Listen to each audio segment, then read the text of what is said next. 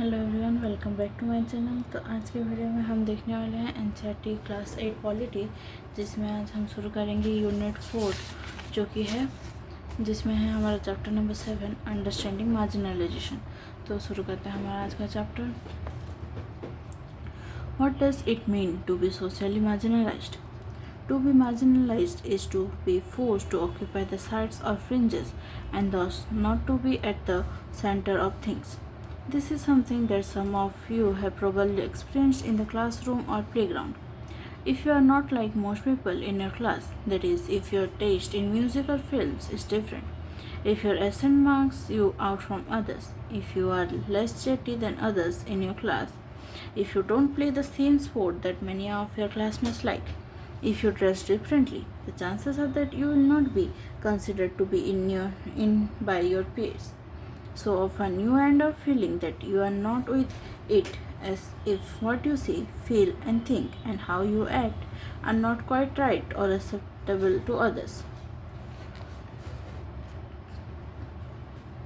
As in the classroom, in the social environment too, groups of people or communities may have the experience of being excluded. Their marginalization can be because they speak a different language, follow different customs, or belong to a different religious group from the majority community. They may also feel marginalized because they are poor, considered to be of low social status, and viewed as being less human than others. Sometimes marginalized groups are viewed with hostility and fear. This sense of difference and exclusion leads to communities not having access to resources and opportunities and in their inability to assert their rights. They experience a sense of disadvantage and powerlessness vis-a-vis more powerful and dominant sections of society who own land, are wealthy, better educated and politically powerful. Thus, marginalization is seldom experienced in one sphere.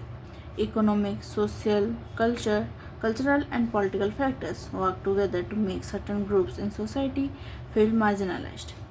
In this chapter, you will read about two communities that are considered to be socially marginalized in India today. Adivasis and marginalization. An Adivasi family in Delhi, Suma and Helen, are watching the Republic Day parade on TV with their grandfather. Oh, see, an Adivasi float. Dadu, why do they always show Adivasis as only dancing? Yes, don't they know anything else about us? The lives of Adivasis are very rich. Most people don't know that.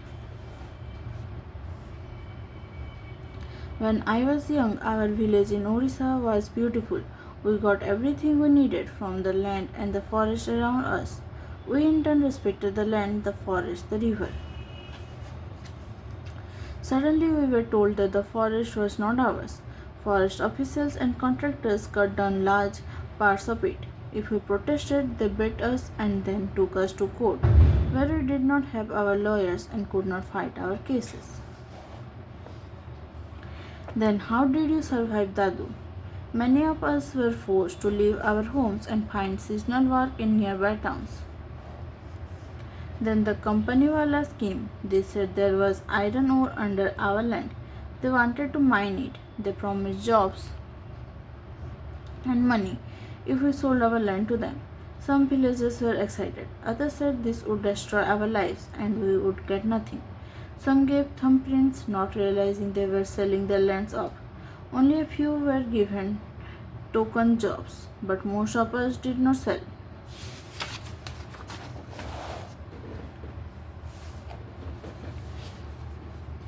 Then they beat and threatened us till eventually everyone was forced to sell and abandon the land of their forefathers. They had the support of the authorities. Our whole way of living vanished overnight. Oh, Dadu, and our land what? For our 30 acres, we got a little money from one contractor. I never saw most of my friends again. The money hardly lasted in the city. We had no means of livelihood anymore. We were all crammed into a tiny rented room. How we missed our carefree lives, the open spaces. After a few years, your father got a job in Delhi and we all moved here. Those were very difficult times. That is why both of you did not go to school for several years. I hated going back to school. We had missed so much of our studies, and other children made fun of us. We spoke Santhali at home and did not know Hindi.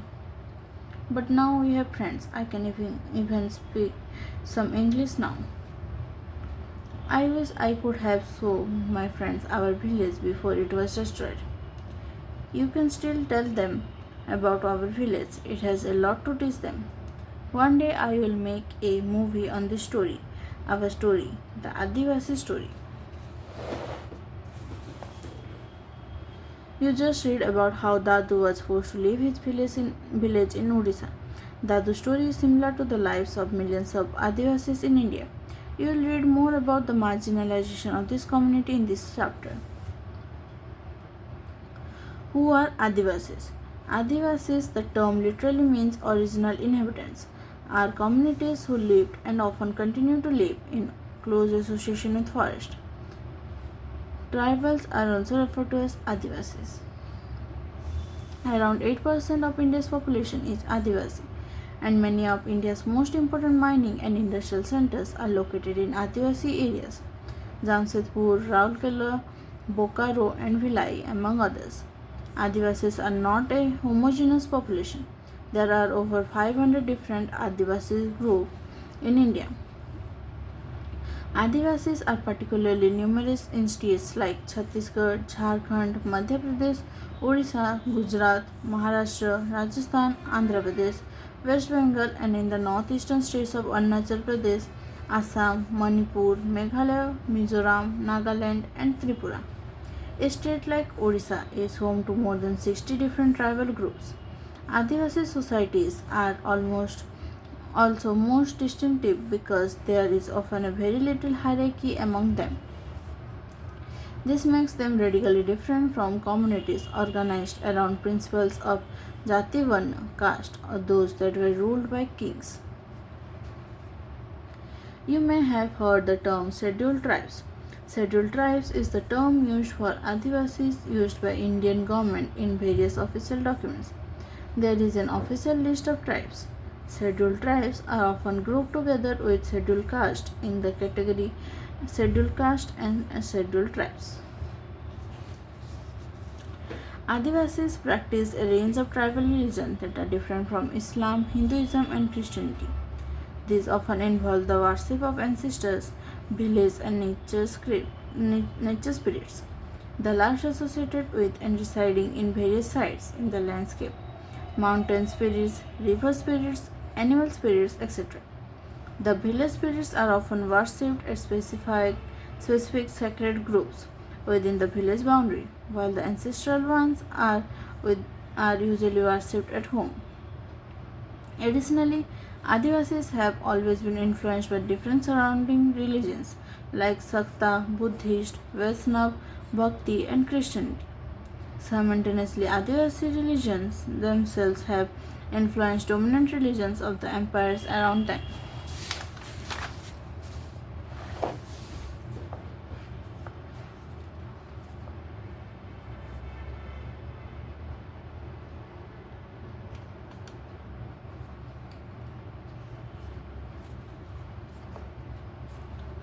For example, the Jagannath cult of Odisha and Shakti and Tantric traditions in Bengal and Assam.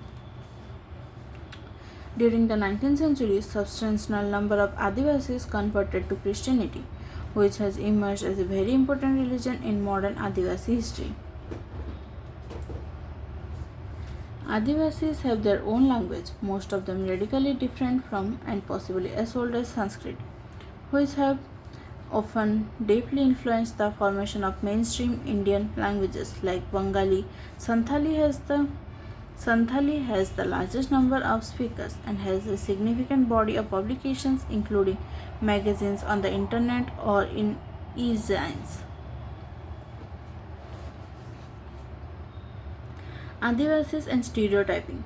In India, we usually showcase Adivasi communities in particular ways.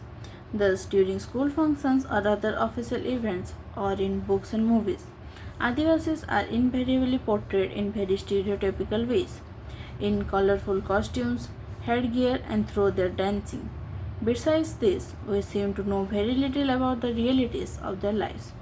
This often wrongly leads to people believing that they are exotic, primitive, and backward. Often, Adivasis are blamed for the lack of advancement as they are believed to be resistant to change or new ideas. You will remember that you read in class 6 book how stereotyping particular communities can lead to people discriminating against such groups. Adivasi and development. As you have already read in your history textbook, forests were absolutely crucial to the development of all empires and settled civilizations in India.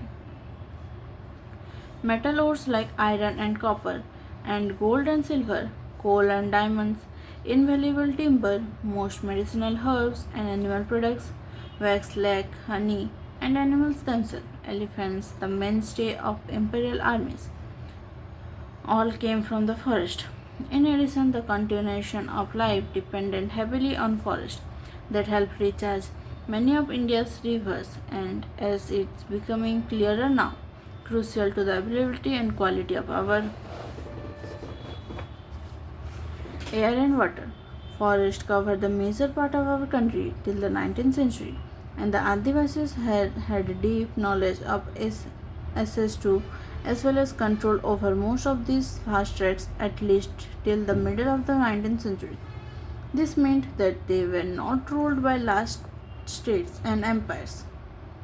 Instead, often empires heavily dependent on Adivasis for the crucial access to forest resources. This is radically contrary to our image of Adivasis today as somewhat marginal and powerless communities. In the pre-colonial world, they were traditionally ranged hunter, gatherers, and nomads, and lived by shifting and agriculture and also cultivating in one place. Although this remained for the past 200 years, Adivasis have been increasingly forced through economic changes, forest policies, and political force applied by the state and private industry to migrate to lives as workers in plantations, at construction sites, in industries, and as domestic workers. For the first time in history, they do not control or have much direct access to the forest territories.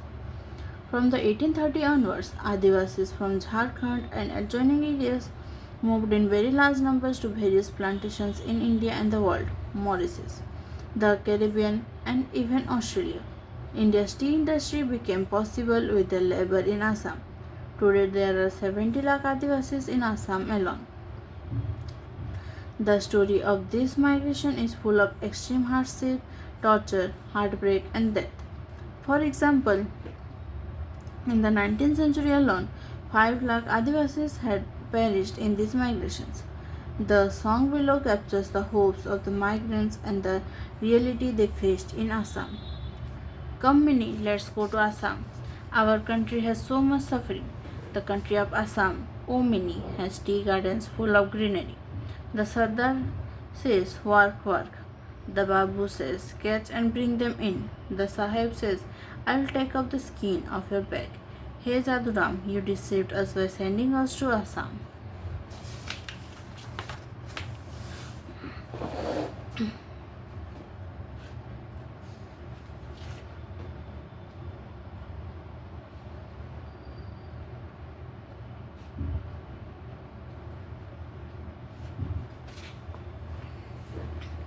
Forest lands have been cleared for timber and to get land for agriculture and industry. Adivasis have also lived in areas that are rich in minerals and other natural resources. They are taken over for mining and other large industrial projects. Powerful forces have often colluded to take over tribal land. Much of the time, the land is taken away forcefully and procedures are not followed. According to official figures, more than 50% of persons displaced due to mines and mining projects are tribals. Another recent survey report by organization working among Adivasis show that 79% of persons displaced from the states of Andhra Pradesh, Chhattisgarh, Orissa, and Jharkhand are tribals. Huge tracts of their lands have also gone under the waters of hundreds of dams that have been built in independent India. In the northeast, their lands remain highly militarized and war-torn. India has 54 national parks and 372 wildlife sanctuaries, covering 1,09,652 square kilometers. These are areas where tribals originally lived but were evicted from. When they continue to stay in these forests, they are termed encroachers. Adivasis used around 10,000 plant species. Approximately 8,000 species are used for medicinal purposes. 325 are used as pesticide, 425 as gums, resins, and dyes, 550 as fibers, 3,500 are edible. This entire knowledge system gets wiped out when Adivasis lose their rights over forest lands. Losing their lands and access to the forest means that tribals lose their main source of livelihood and food. Having gradually lost access to their traditional homelands, many Adivasis have migrated to cities in search of work, where they are employed for very low wages in local industries or at building or construction sites. They thus get caught in a cycle of poverty and deprivation. 45% of tribal groups in rural areas and 35% in urban areas live below the poverty line. This leads to deprivation in other areas. Many tribal children are malnourished. Literacy rates among tribals are also very low. When Adivasis are displaced from the lands, they lose much more than a source of income. They lose their traditions and customs, a way of living and being. They took our farming land. They left some houses. They took the cremation ground, temple, well, and pond. How will we survive? Says Govinda Maran, who was displaced due to a refinery project in Odisha. As you have read, there exists an interconnectedness between the economic and social dimensions of tribal life. Destruction in one sphere naturally impacts the other. Often, this process of dispossession and displacement can be painful and violent. Minorities and marginalization. In Unit 1, you read the Constitution provides safeguards to religious and linguistic minorities as part of our fundamental rights. Why do you think these minority groups have been provided these safeguards? The term minority is most commonly used to refer to communities that are numerically small in relation to the rest of the population. However, it is a concept that goes well beyond numbers. It encompasses issues of power, access to resources, and has social and cultural dimensions. As you read in Unit 1, the Indian Constitution recognized that the culture of the majority influences the way in which society and government might express themselves. In such cases, size can be a disadvantage and lead to the marginalization of the relatively smaller communities. Thus, safeguards are needed to protect minority communities against the possibility of being culturally dominated by the majority. They also protect them against any discrimination and disadvantage that they may face. Given certain conditions, communities that are small in number relative to the rest of society may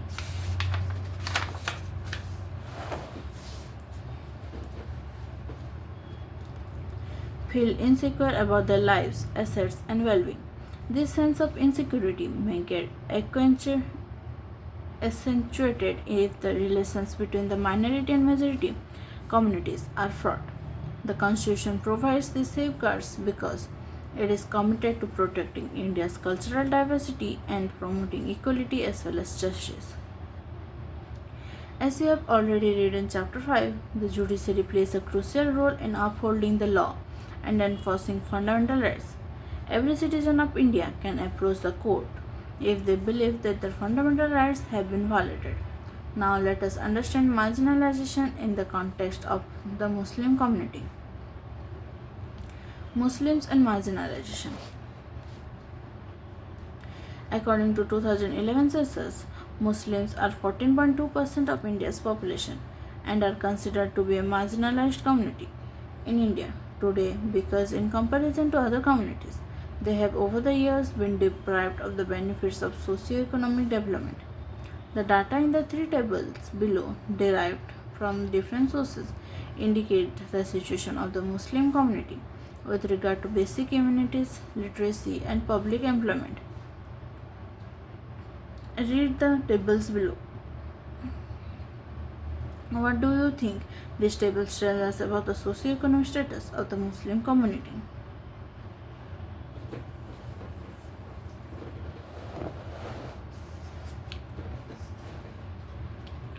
Recognizing that Muslims in India were lagging behind in the terms of various development indicators, the government set up a high-level committee in 2005, chaired by Justice Rajendra Sachar. The committee examined the social, economic, and educational status of the Muslim community in India. The report discusses in detail the marginalization of this community. It suggests that on a range of social, economic, and educational indicators, the situation of the Muslim community is comparable to that of other marginalized communities like scheduled caste and scheduled tribes. For example, according to the report, the average years of schooling for Muslim children between the age of 7 to 16 is much lower than that of other socio-religious communities. Economic and social marginalization experienced by Muslims has other dimensions as well. Like other minorities, Muslim customs and practices are sometimes quite distinct from what is seen as the mainstream. Some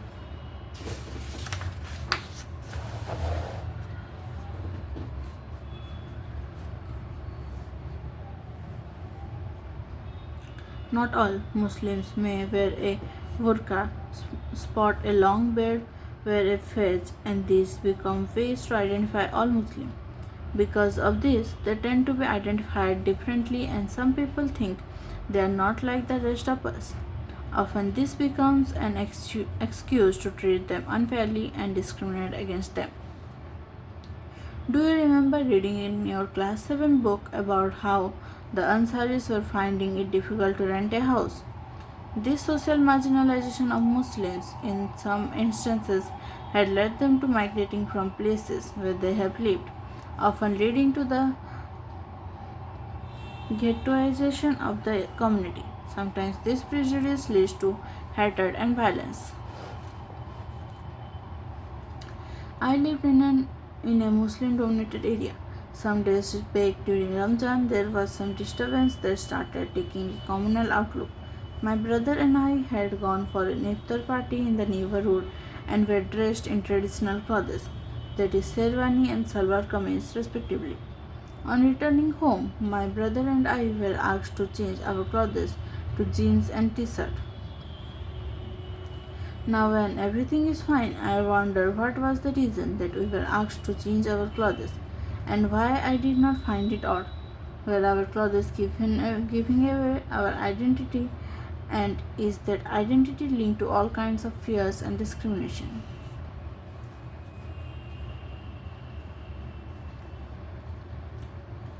In the above section of this chapter, we saw how in the case of the Muslim community there is a link between economic and social marginalization.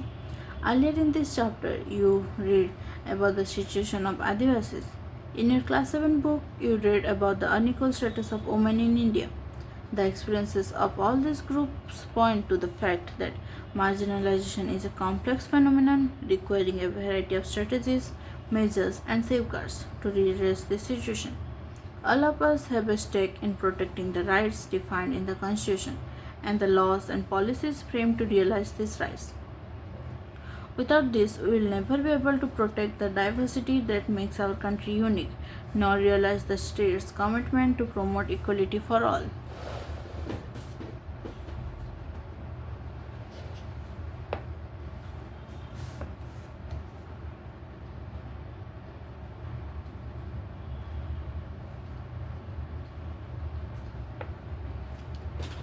Conclusion.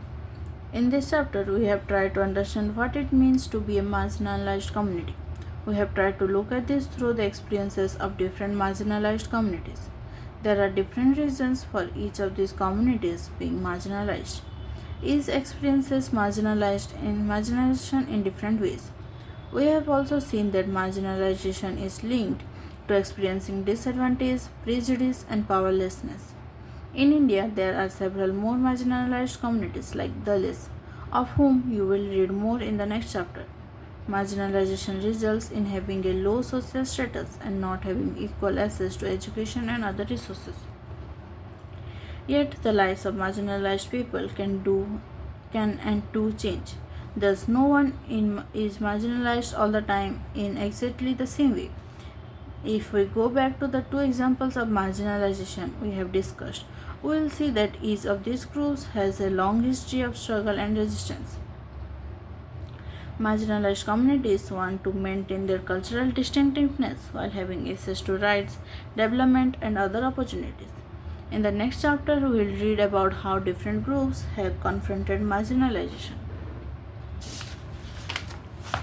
तो ये है इस chapter का exercise और ये है इस chapter का ग्लोसरी। तो इसी के साथ हमारा आज का चैप्टर कंप्लीट होता है। तो अगर आप चैनल पर नए हैं तो चैनल को सब्सक्राइब कर दीजिए और नोटिफिकेशन आइकन पर क्लिक कर दीजिए। और अगर आपको वीडियो अच्छा लगे तो लाइक कर दीजिए, साथ ही अपने दोस्तों के साथ शेयर कीजिए ताकि उन्हें भी हेल्प हो सके। तो हमारा आज का ये सेशन यहीं तक था। Thank you, thanks for watching.